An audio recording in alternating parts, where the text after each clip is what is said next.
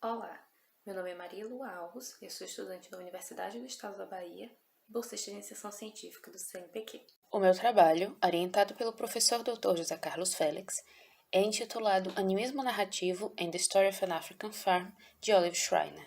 O objeto dessa pesquisa foi o romance The Story of an African Farm, da escritora sul-africana Olive Schreiner, que foi publicado em 1883.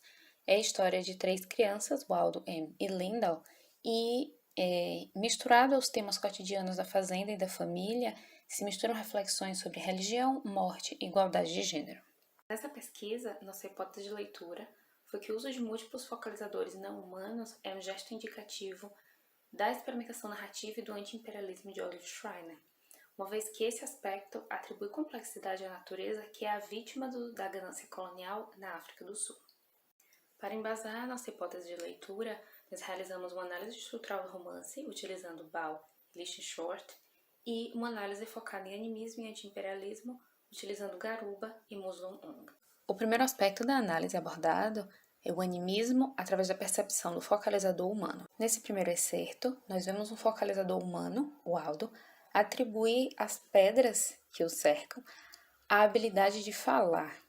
E ele chega a dizer que tem consciência de que é ele quem está pensando, mas parece-lhe que são as pedras que estão falando. Nesse segundo excerto, nós vemos o Aldo atribuir ao mar ações, sensações e reflexões complexas. Ele fala sobre como o mar é como um ser humano e está sempre se movendo, se agitando sem nunca descansar. Então ele passa a dizer que o mar está sempre querendo, correndo em busca de algo, que não alcança, então geme. E conclui dizendo que o mar parece estar sempre a inquirir sem nunca ser respondido. Nesses excertos, a gente percebe, primeiro, a ausência da mediação do narrador em primeiro nível. Nós também percebemos uma progressão de um como se para um ser com relação à atribuição de animismo. Percebemos também como as alegorias se relacionam com ideias e conceitos que são pertinentes à percepção do focalizador humano e como o Aldo, esse focalizador, entende a natureza como extensão de si e da própria humanidade. Essa elisão entre ser humano e a natureza é que traz uma perspectiva de anti-imperialismo com uma coesão entre mundos. O segundo aspecto abordado é o animismo através da focalização não humana.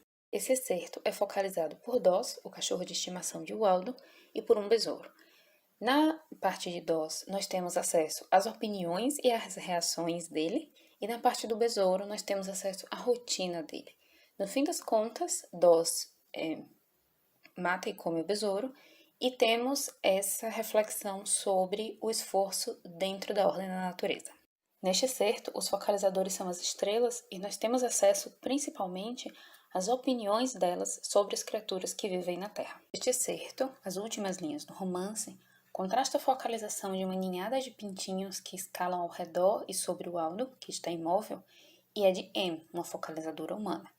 As ações e impressões de ambos são acessadas, porém, enquanto M acredita que o Aldo acordará em breve, os pintinhos já sabem que ele está morto. Nesses excertos com focalização não humana, a gente percebe uma mediação explícita do narrador em primeiro nível, que é muito marcada por ações e impressões, enquanto, em paralelo, ela é muito relacionada à caracterização de Waldo. Nelas, a natureza ela interage com os humanos, mas se compreende como um mundo soberano à parte. E nessa dissociação entre o natural e o humano, é que a gente tem uma perspectiva de anti-imperialismo como a soberania do tempo da natureza sobre o tempo do império. Nessa análise, nós podemos concluir, então, que o animismo se apresenta como uma estratégia experimental e anti-imperialista em que Olive Schreiner elide elementos humanos e naturais, alternativamente também afirmando a soberania do tempo da natureza sobre o tempo do império, numa busca bastante efetiva de transpor a forma narrativa à complexidade do mundo natural. Essa foi a minha apresentação e muito obrigada por assistir.